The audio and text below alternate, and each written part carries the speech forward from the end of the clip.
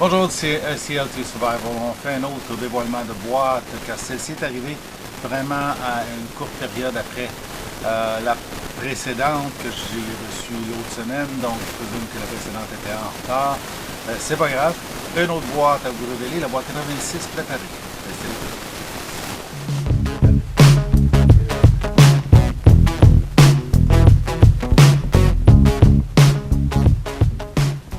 Comme je vous disais, la boîte 85 de GearPack, c'est la préparation, prepared, ok, en anglais.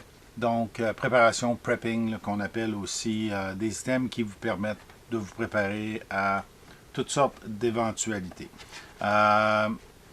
C'est pas du prepper per se, là, comme on dit, c'est pas des items là, pour les gros preppers, c'est juste pour vous rendre prêt à aller en forêt. Okay? Donc, la première chose qu'on a dans la boîte, je l'ai déballé parce qu'avec l'emballage, on ne voyait pas bien ce que c'était, puis je voulais vous le montrer comme il faut. C'est un organisateur de pare-soleil. Dans mon jeune temps, ça va donner mon âge, nous autres, on avait un porte-CD quand les CD ont sorti pour remplacer nos cassettes. Là. Ouais, j'ai eu un tape cassette aussi dans mon premier char. Non, c'était un porte-CD. Fait que dans mon premier char, j'avais un porte-CD sur le rétroviseur. Ça gardait nos CD pas loin. Après ça, on en avait trop. Fait qu'on a passé un autre type de pochette. Mais ça vous permet d'avoir du mollet, l'autre barre du mollet, avec une pochette ici là, pour cacher des items, du velcro, deux items qu'on peut voir au travers. Donc ici et là, les trois sont comme ça. Donc trois pour permettre de voir, d'avoir des cartes à l'intérieur de tout ça ou cartes d'affaires, des choses comme ça. Pas des choses précieuses parce que, excusez, de nos jours, si vous tenez du précieux dans votre char, ça se peut que vous ne l'ayez plus et puis une fenêtre cassée parce que les gens n'ont pas de respect. Là. Donc, mais la construction est bien faite. Va probablement aller dans mon char. Moi qui pensais peut-être m'acheter un dossier de chaise en mollet, ben là, j'ai au moins le rétroviseur. Et puis, ça permet d'avoir quelques systèmes. Malheureusement, avec les dossiers en mollet, c'est pas. Faut vraiment que quand tu partes à la chasse, tu le mettes parce que si tu es en ville, si tu laisses ça en ville, il y a quelqu'un qui va défoncer ton char pour avoir le stock qui est sur le mollet. C'est cave de même. Là. Fait que ça vaut 17,99. Normalement, là, dans la boîte basic, là, qui est une boîte à 24,99, on a déjà une bonne partie de la boîte de payer avec, avec ça. Les systèmes basic, les 4 boîtes là, potentielles, tu as Basic, Basic Plus qui est dans la catégorie couteau ou tranchant, Advance que j'ai, et la Ultime qui est une autre couteau normalement, là, mais moi je n'ai pas de. Je n'ai pas pris. Je n'ai pas pris la boîte Advance parce qu'elle est quand même pas mal plus dispendieuse que la boîte. Puis sur un an, ça fait beaucoup d'argent. La deuxième item, puis il n'y a personne qui me le paye, fait que c'est vraiment de ma poche là, que je reçois toutes ces choses-là. Le deuxième item, c'est un bracelet pour votre poignet. C'est un bracelet plutôt simple, c'est un élastique, là, avec une bille en carbide. On la voit ici, là. Okay. Cette bille-là, une fois tendue entre le pouce et l'index, okay, avec l'élastique, on l'applique à la fenêtre où on veut casser la fenêtre. On snap et ça a l'air que ça fonctionne. Je ne l'essayerai pas sur mon char. Si un jour je trouve une voiture scrap dans le bois qu'on trouve de moins en moins dans un dépotoir puis que j'ai l'opportunité de l'essayer, je vais le tester. Mais j'ai vu des bracelets similaires à ça qui sont très efficaces pour briser des vitres. Des billes en tungstène de cette grosseur-là sont quand même dispendieux. Ce qui rend, malgré que c'est juste un élastique, la strap à 9,99. Okay? C'est quand même pas dispendieux trop, mais 9,99 pour un élastique et une bille. C'est sûr que c'est la bille qui coûte cher dans le bracelet, pas l'élastique. Ça, c'est un item. J'ai un de NightEase, les S-Biner. J'ai ça pour mes clés en très petit. Maintenant, j'en ai un de 25 livres. OK, S-Biner. Ah, donc c'est un mousqueton avec 2 entrées chaque côté en forme de S, de manière à pouvoir attacher sur l'item que vous voulez attacher, une bouteille d'eau par exemple, et une strap ou une suspente là, ou votre pack-sac que vous voulez attacher votre bouteille d'eau dessous, la sécuriser. De cette manière-là, vous ne la perdez pas. C'est bon jusqu'à 25 livres ce petit-là. OK, c'est vraiment un petit. Plus tard, on va en voir un autre modèle. Ça vaut 8,99 quand même. OK? Donc, quand même un bon ratio qualité-prix. 36,97 pour une boîte de 24,99. Dans le Basic Plus, mes préférés, mais je vais vous le montrer après. J'ai un autre item que le couteau. On a 2 items cette fois-ci qui ont rapport au couteau. Ce sont un aiguisoir universel. C'est un de ceux-là avec les pointes de carbide là, qui mangent les couteaux. C'est bon si tu as un couteau scrap que tu veux rafraîchir très très vite. Mais si tu le travailles mal, ça va manger la lame, créer des coches, faire tous les dommages possibles à ta lame. Par contre, dans le paquet, on voit ici, il y a une pointe, pas une pointe, mais il y a une rod qui est rentrée à l'intérieur de la poignée, une rod de céramique. Ça par exemple, pour raffiner une lame, c'est excellent. C'est de l'ultra, c'est comme de l'ultra doux, là, du 1200 grit là, au niveau du travail que ça fait. C'est bon pour rafraîchir un fil de lame. C'est bon pour réaiguiser là, quand tu utilises ton couteau là, pendant que tu es en train de l'utiliser. Donc, on va voir ce que ça donne. Je vais voir si ça vaut la peine. Puis, on verra dès qu'on rouvre le paquet. Ça vaut 9,99. Puis, le prochain item, c'est d'une compagnie, je crois, française. En tout cas, c'est écrit en français d'abord, puis ensuite en anglais, mais c'est pas marqué Made in France. Je présume que c'est fait en Chine pour la compagnie Baladeo. Donc, c'est un couteau en lame de céramique. Ça vient dans un packaging qui est quand même bien, là, avec un foam dedans. Une étui de nylon, classique. Tu peux passer ta ceinture avec un bouton pression pour pouvoir la passer sans enlever la ceinture. Puis un petit D-ring. Et avec 2 lames. Une lame qui est en céramique pour la nourriture. Ils disent que c'est pour la nourriture et pas...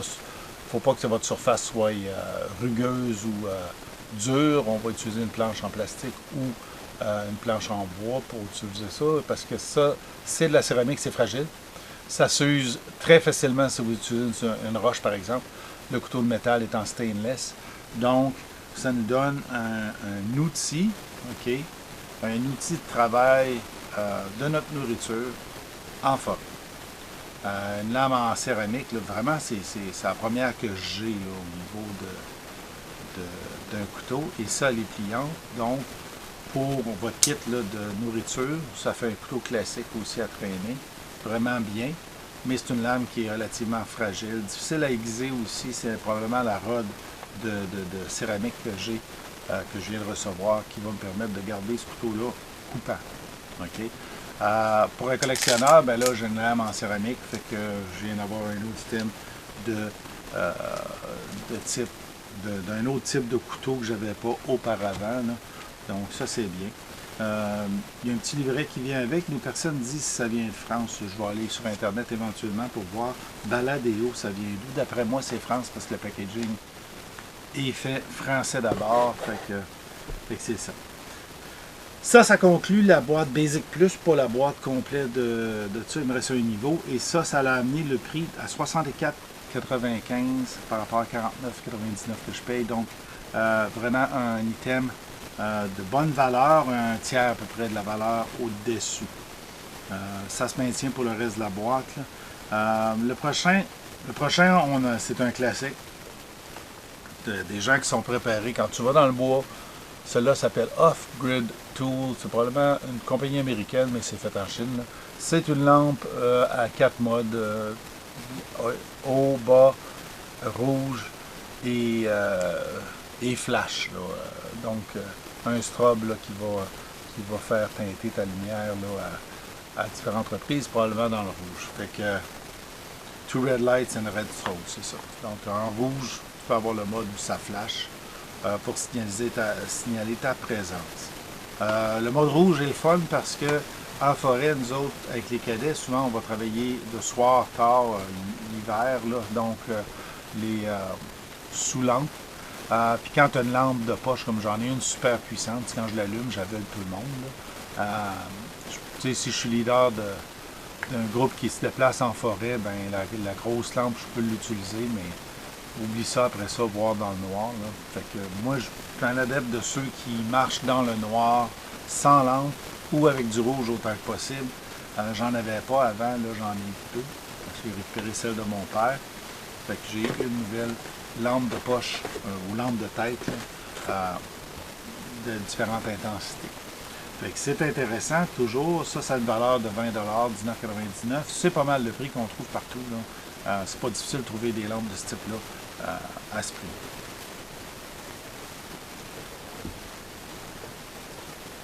Le prochain item, c'est de la marque Gerber. Gerber, comme dans les couteaux Gerber, là, maintenant ils font un paquet d'autres items que des couteaux.